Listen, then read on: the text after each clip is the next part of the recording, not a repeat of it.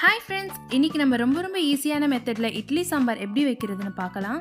இந்த சாம்பார் வைக்கிறது ரொம்ப ஈஸி, ஆனா டேஸ்ட் ரொம்ப சூப்பரா இருக்கும். நம்ம சேனலுக்கு நீங்க புதுசா வந்திருந்தீங்கன்னா கீழ இருக்க சப்ஸ்கிரைப் பட்டனை அழுத்தி சப்ஸ்கிரைப் பண்ணிக்கோங்க. இந்த வீடியோக்கு ஒரு லைக், ஷேர், கமெண்ட் எல்லாம் பண்ணிடுங்க. வாங்க இப்போ நம்ம வீடியோக்குள்ள போலாம். இந்த சாம்பாருக்கு தேவையான பொருட்கள்: கொஞ்சம் கருவேப்பிலை, கொத்தமல்லி, 3 வெங்காயம், 10 பல்லு பூண்டு, 1 தக்காளி, 3 பச்சை மிளகாய், 3 அவரைக்காய், 2 கத்திரிக்காய், 2 கேரட், ஒரு சின்ன பீட்ரூட். எல்லாத்தையும் சின்ன சின்னதாக கட் பண்ணி நறுக்கி வச்சுக்கோங்க. அடுத்து 3/4 டம்ளர் தோரம்பருப்பு எடுத்துக்கோங்க. தோரம்பருப்பை நல்லா 2 டைம் கழுவி எடுத்துக்கோங்க.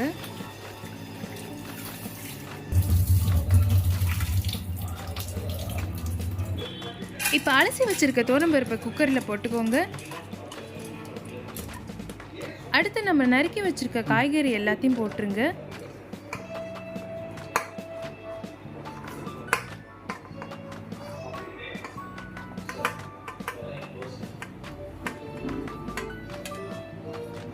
இப்போ கொத்தமல்லி தழையை கிள்ளி போட்டுக்கோங்க.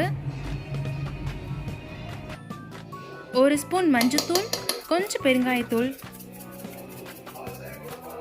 தேவையான அளவு உப்பு சேர்த்துக்கோங்க. லாஸ்ட்டாக காய்கறி முழுகிற அளவுக்கு தண்ணி ஊற்றிக்கோங்க.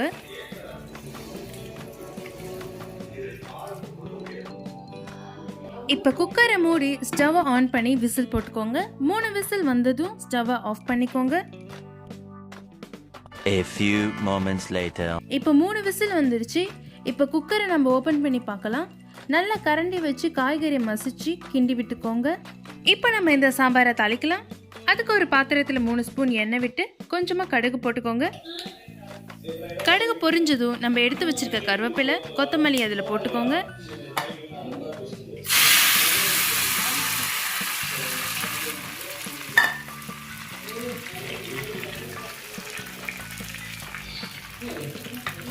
இப்போ அந்த தாளிப்பை சாம்பாரில் கலந்து நல்லா கலக்கி விட்டுக்கோங்க.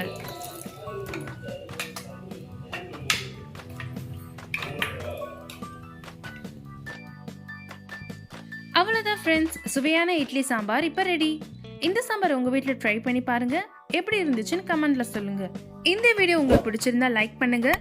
மறக்காமல் உங்கள் ஃப்ரெண்ட்ஸ் அண்ட் ஃபேமிலிக்கு ஷேர் பண்ணுங்கள். நம்ம ஷாலு வீட்டு சமையல் சேனலை சப்ஸ்கிரைப் பண்ணுங்கள். அடுத்த ஒரு சுவையான வீடியோவில் பார்க்கலாம். தேங்க்ஸ் ஃபார் வாட்சிங்.